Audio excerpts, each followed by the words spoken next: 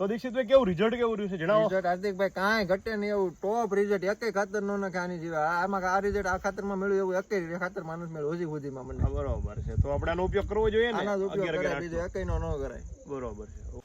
નમસ્કાર ખેડૂત મિત્રો, હું ખુંટ હાર્દિક કિસાન મોલ વતી ફરી આપનું હાર્દિક સ્વાગત કરું છું. તો મિત્રો આપણે આવી ગયા છીએ અત્યારે દીક્ષિતભાઈની વાડી પર. ક્યાં જોવા કે ડુંગળીની અંદર જેણે એમણે વાવેતર કરેલું છે ડુંગળીનું, આશરે મહિનો 1.5 મહિનો થયો છે ને. હા, 2 મહિના 2 મહિનાની ડુંગળી થઈ હશે. તો આપણે એમને સેમ્પલ આપેલું છે 11-11-8 ખાતરનું, બરોબર ને. તો આપણે સેમ્પલ આપેલું છે, તો આપણે દીક્ષિતભાઈને પૂછીએ કે ખાતરના સેમ્પલમાં કારણે આપણને શું તફાવત જોવા મળ્યો છે. આપણે તફાવત જોઈએ કે ડુંગળીની અંદર માર્યું છે અને શું રિઝલ્ટ લીધું છે, શું તફાવત મેળવ્યો છે. તો આપણે દીક્ષિતભાઈ તમારું પહેલા પૂરું નામ, મોબાઈલ નંબર ને જણાવી દો. મારું ગામ સાણાવાકિયા, મારું નામ લખન દીક્ષિત હસમુખભાઈ, મોબાઈલ નંબર 63 53 92 91 88.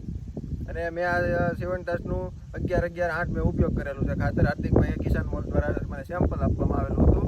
મેં 2 કેરામાં ટ્રાય કરી છે. તો એ 2 કેરાનું રિઝલ્ટ આપણે આ ડુંગળીના ગાંઠિયા પ્રમાણે આમાં જો 11-11-8 આ ગાંઠિયામાં પડી ગયું છે આ કેરામાં, અને જે કેરામાં નથી પડ્યું એની ગાંઠ હજી અવળી જ છે. અને આ છોડનો વિકાસ ને બધું કમ્પ્લીટ છે, પાવરફુલ છોડ રહે છે. આપણે છોડ જોઈ શકો છો જે આની અંદર ઉપયોગ નથી કરેલો અને આ બીજી વસ્તુ ઉપયોગ કરેલો છે. આપણે આગળ જે આ ડુંગળીમાં નખવેલું છે કે આમાં જે આપણે સ્ટેટમેન્ટ જોયેલી છે કે દીક્ષિતભાઈને આમાં સેમ્પલમાં આપેલું હતું, એની અંદર જે સેમ્પલ નથી માર્યું એનું રિઝલ્ટ જોઈ શકો છો તમે, અને જેમાં લાગેલું છે એનું રિઝલ્ટ જોઈ શકો છો. તો દીક્ષિતભાઈ આપણે બરોબર ડુંગળી તો બતાવી દીધી ખેડૂત મિત્રોને. તો ખેડૂત મિત્રોને તમારું શું કહેવું છે કે 11-11-8 નો ખાતરનો છંટકાવ કરાય, રિઝલ્ટ 100% છે. આપણે ક્યારે ઉપયોગ કરેલો છે? આપણે 7 થી 8 દિવસ થયા છે. રડિયા ખાતર નાખ્યું, 8 થી 9 દિવસે આપણે રિઝલ્ટ મળી ગયું છે આ ખાતરનું. બરોબર છે.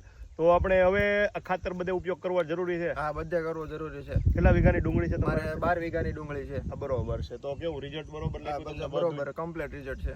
ઓકે, તો મિત્રો આપણે જે ઇવન્ટાસનું 11-11-8 ખાતર આવે છે, સ્ક્રીન પર તમને બોટલ દેખાડી દઉં છું, એનો ઉપયોગ કરવો જોઈએ. એનો ફાયદો શું થઈ છે કે મહત્વની વસ્તુ એવી છે કે ડુંગળીનું જે તફાવત છે, જે ગાંઠિયાનું બંધારણ છે, ડુંગળીની સાઇઝ છે, ડુંગળીનો વજન છે, એમાં મૂળિયાનો વિકાસ છે, બધી વસ્તુઓમાં તમે જોઈ શકો છો કે 11-11-8 ખાતર શું રિઝલ્ટ બતાવે છે, કે આપણે નાખવું જોઈએ કે નહીં. ધન્યવાદ મિત્રો.